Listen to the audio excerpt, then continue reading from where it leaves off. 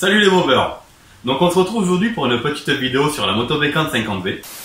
Avant de se mettre à y bosser dessus et tout ça, je vais d'abord vous raconter comment j'ai eu cette mobilette. Tout ça a débuté à cause de pots de pâté. Je m'explique. En fait, c'est Taz qui était en patrouille avec son collègue au boulot. Et il était donc en train de patrouiller. Il croise un mec en train de tituber le matin. Il était torché il était fait comme une mitre. Il était avec des pots de pâté avec lui. Donc ils sont allés voir cette personne, lui ont demandé où est-ce qu'il habitait et tout ça, et ils l'ont accompagné chez lui. Quelque temps après, il y a eu un coup de téléphone comme quoi une mamie s'était piqué des pots de pâté. Forcément, ils savaient de suite où aller chercher ces pots de pâté.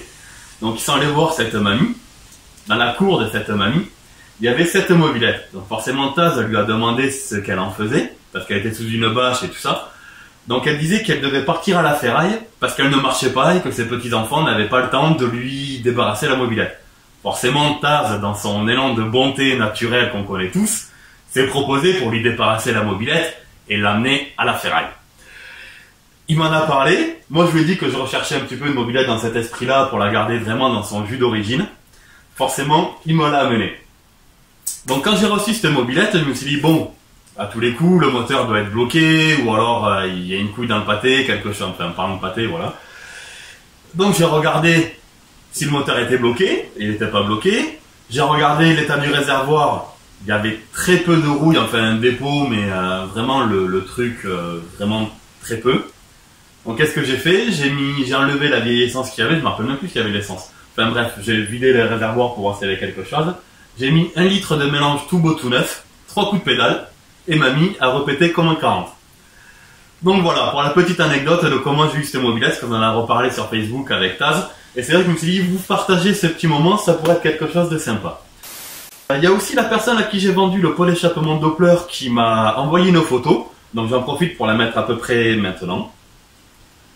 La personne à qui j'ai vendu le cadre de la 88 a aussi bien avancé sur son projet. Il m'a envoyé une photo, donc il est d'accord pour que je la partage aussi.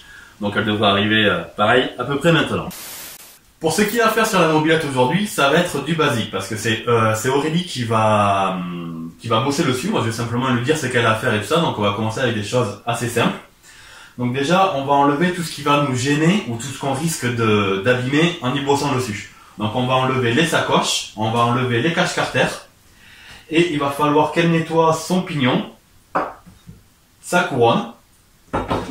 Démonter la poulie avec les pédales et ça pour remonter le pignon derrière. Remonter la couronne sur la jante arrière. Donc sur cette première vidéo, ça va vraiment être du basique. Ça va être un petit peu de démontage, surtout du nettoyage et un petit peu de remontage. On va attaquer les choses un petit peu plus compliquées par la suite. On va y aller crescendo. Donc voilà, il n'y a plus qu'à bosser.